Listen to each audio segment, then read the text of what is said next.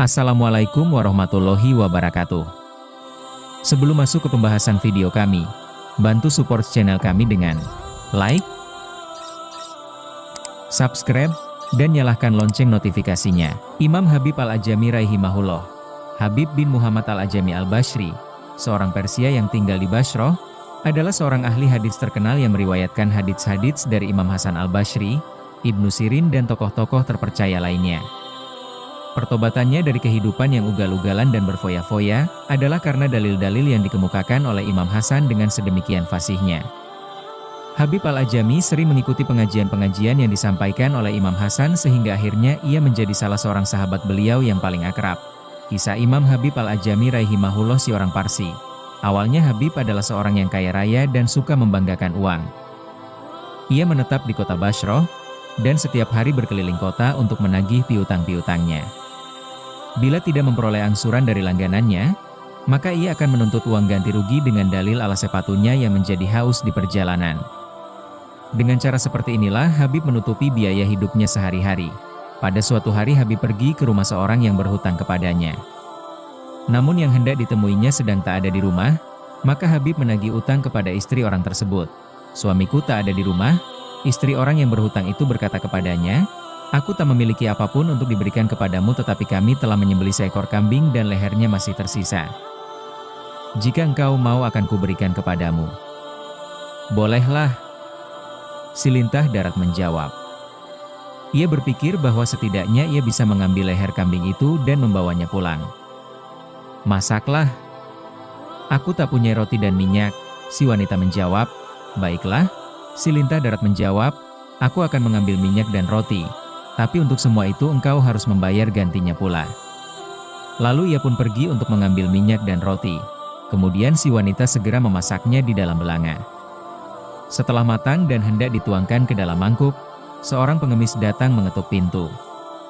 "Bila yang kami miliki kami berikan kepadamu," Habib menghardik si pengemis, "engkau tidak akan menjadi kaya, tapi kami sendiri akan menjadi miskin." Si pengemis yang kecewa memohon kepada si wanita agar ia mau memberikan sekadar makanan kepadanya. Si wanita segera membuka tutup belanga, ternyata semua isinya telah berubah menjadi darah hitam. Melihat ini, wajahnya menjadi pucat. Segera ia memanggil Habib dan menarik lengannya untuk memperlihatkan isi belanga itu kepadanya.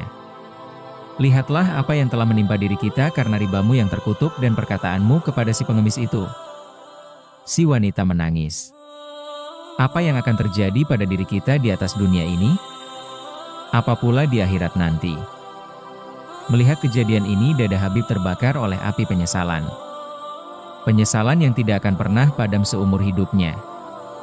"Wahai wanita, aku menyesali segala perbuatan yang telah kulakukan."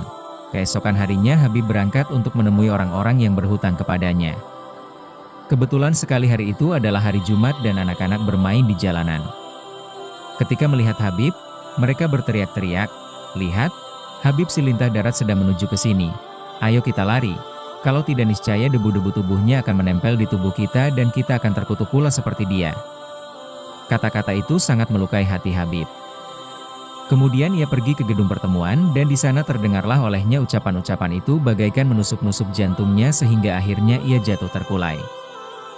Habib bertobat kepada Allah dari segala perbuatan yang telah dilakukannya. Setelah menyadari apa yang sebenarnya terjadi, Imam Hasan Al-Bashri datang memapahnya dan menghibur hatinya. Ketika Habib meninggalkan tempat pertemuan itu, seseorang yang berhutang kepadanya melihatnya dan mencoba untuk menghindari dirinya. "Jangan lari," Habib berkata. "Di waktu yang sudah-sudah engkaulah yang menghindari diriku, tetapi sejak saat ini akulah yang harus menghindari dirimu." Habib meneruskan perjalanannya. Anak-anak masih juga bermain-main di jalan. Melihat Habib, mereka segera berteriak, "Lihat, Habib yang telah bertobat sedang menuju kemari. Ayo kita lari. Jika tidak, niscaya debu-debu di tubuh kita akan menempel di tubuhnya sedangkan kita adalah orang-orang yang telah berdosa kepada Allah." "Ya Allah ya Tuhanku," seru Habib. "Baru saja aku membuat perdamaian denganmu, dan engkau telah menabuh genderang-genderang di dalam hati manusia untuk diriku dan telah mengumandangkan namaku di dalam keharuman." Kemudian Habib membuat sebuah pengumuman yang berbunyi, "Kepada siapa saja yang menginginkan harta benda milik Habib, datang dan ambillah." Orang-orang datang berbondong-bondong. Habib memberikan semua harta kekayaannya kepada mereka dan akhirnya ia tak memiliki sesuatu pun juga. Namun masih ada seorang yang datang untuk meminta. Kepada orang ini Habib memberikan cadar istrinya sendiri. Kemudian datang pula seorang lagi dan kepadanya Habib memberikan pakaian yang sedang dikenakannya, sehingga tubuhnya terbuka. Ia lalu pergi menyepi ke sebuah pertapaan di pinggir sungai Eufrat dan di sana ia membaktikan diri untuk beribadah kepada Allah. Siang malam ia belajar di bawah bimbingan Imam Hasan, namun betapapun juga, ia tetap tidak bisa menghafal Al-Quran. Dan karena itulah ia dijuluki, Ajami si orang barbar. Waktu berlalu, Habib sudah benar-benar dalam keadaan fakir, tetapi istrinya masih tetap menuntut biaya rumah tangga kepadanya. Maka pergilah Habib meninggalkan rumahnya menuju tempat pertapaan untuk melakukan kebaktiannya kepada Allah, dan apabila malam tiba barulah ia pulang. Di mana sebenarnya engkau bekerja sehingga tak ada sesuatu pun yang engkau bawa pulang? Istrinya mendesak. Aku bekerja pada seseorang yang sangat pemurah, jawab Habib. Sedemikian pemurahnya ia sehingga aku malu meminta sesuatu kepadanya. Apabila saatnya nanti pasti ia akan memberi. Karena seperti apa katanya sendiri, 10 hari sekali aku akan membayar upahmu. Demikianlah setiap hari Habib pergi ke pertapaannya untuk beribadah kepada Allah. Pada waktu sholat zuhur di hari yang ke-10, sebuah pikiran mengusik batinnya. Apakah yang akan kubawa pulang malam nanti? Apakah yang harus kukatakan kepada istriku? Lama ia termenung di dalam perenungannya itu. Tanpa sepengetahuannya Allah yang Maha Besar telah mengutus pesuruh-pesuruhnya ke rumah Habib. Yang seorang membawakan gandum sepemikul keledai, yang lain membawa seekor domba yang telah dikuliti, dan yang terakhir membawa minyak madu, rempah-rempah dan bumbu-bumbu. Semua itu mereka pikul disertai seorang pemuda gagah yang membawa sebuah kantong berisi 300 dirham perak. Sesampainya di rumah Habib, si pemuda mengetuk pintu. Apakah maksud kalian datang kemari? Tanya istri Habib setelah membukakan pintu. Majikanmu telah menyuruh kami untuk mengantarkan barang-barang ini. Pemuda gagah itu menjawab, sampaikanlah kepada Habib. Bila engkau melipat gandakan jeripayahmu maka kami akan melipat gandakan upahmu. Setelah berkata demikian mereka pergi. Setelah matahari terbenam Habib berjalan pulang, ia merasa malu dan sedih. Ketika hampir sampai ke rumah, terciumlah olehnya bau roti dan masakan-masakan. Dengan berlari istrinya datang menyambut, menghapus keringat di wajahnya dan bersikap lembut kepadanya. Sesuatu yang tak pernah dilakukannya di waktu yang sudah-sudah. Wahai suamiku, si istri berkata, majikanmu adalah seorang yang sangat baik dan pengasih. Lihatlah segala sesuatu yang telah dikirimkannya kemarin melalui seorang pemuda yang gagah dan tampan. Pemuda itu berpesan, bila Habib pulang, katakanlah kepadanya, bila engkau melipat gandakan jeripayahmu maka kami akan melipat gandakan upahmu. Habib terheran-heran. Sungguh menakjubkan. Baru 10 hari aku bekerja, sudah sedemikian banyak imbalan yang dilimpahkannya kepadaku, apa pula lah yang akan dilimpahkannya nanti? Sejak saat itu Habib memalingkan wajahnya dari segala urusan dunia dan membaktikan dirinya untuk Allah semata-mata. Keajaiban-keajaiban Imam Habib Al-Ajami rahimahullah. Pada suatu hari seorang wanita tua datang kepada Habib, merebahkan dirinya di depan Habib dengan sangat memelas hati.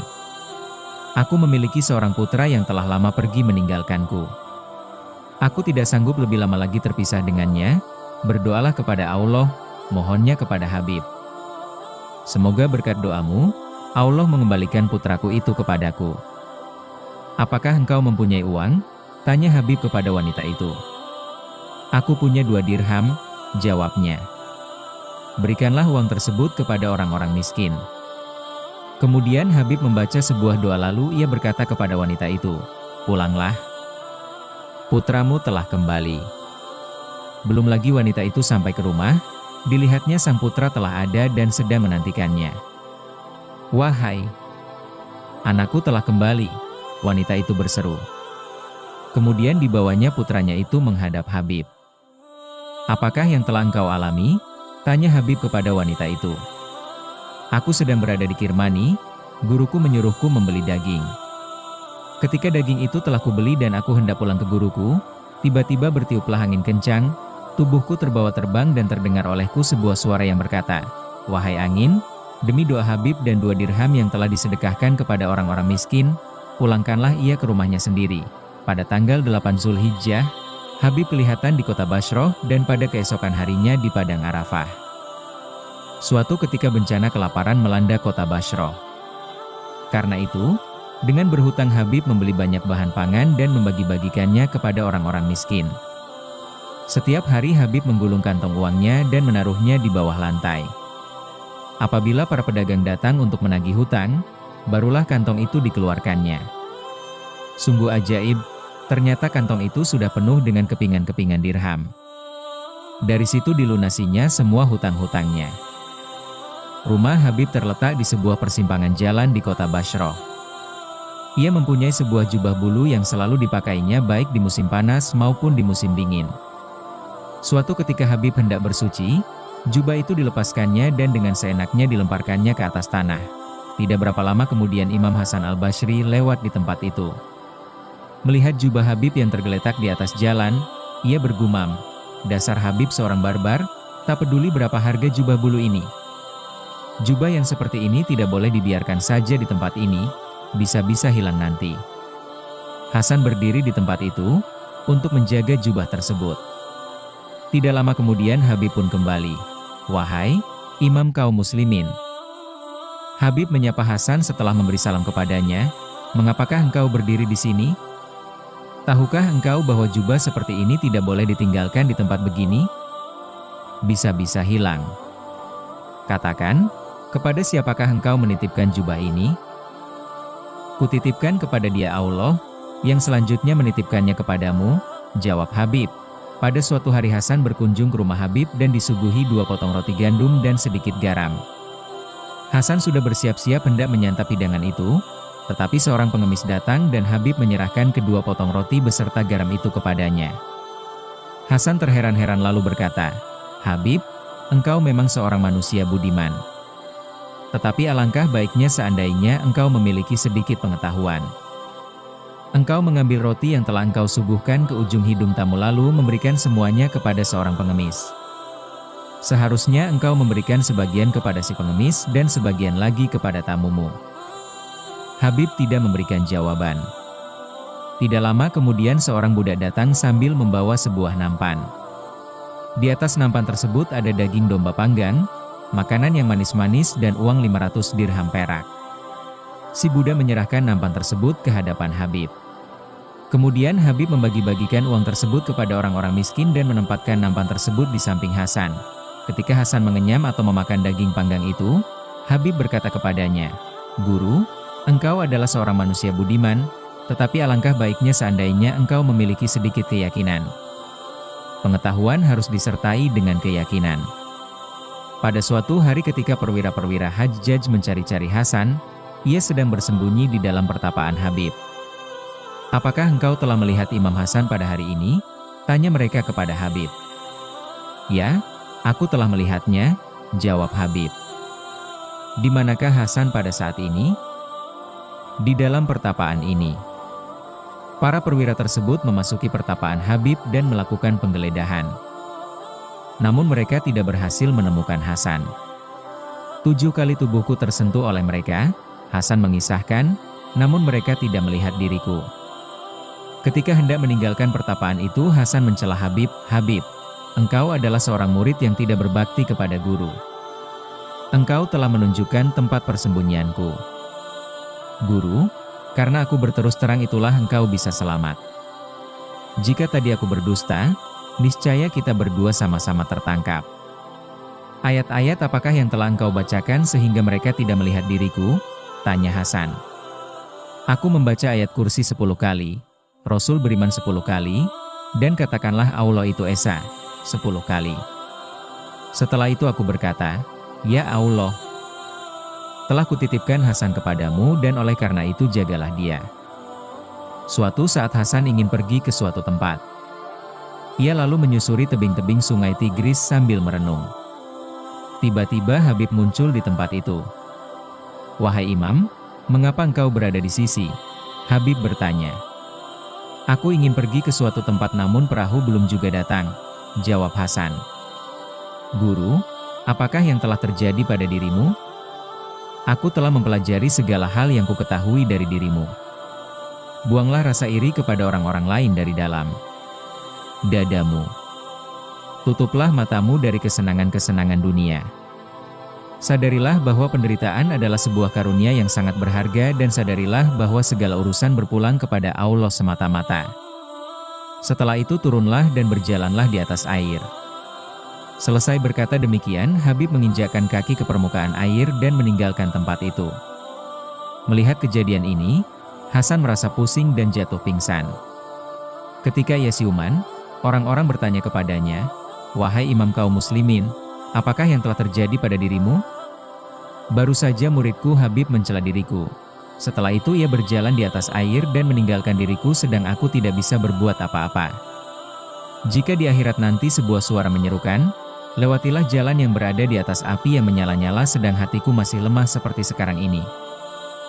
Apakah dayaku?" Di kemudian hari Hasan bertanya kepada Habib, "Habib, bagaimana engkau mendapatkan kesaktian-kesaktian itu?"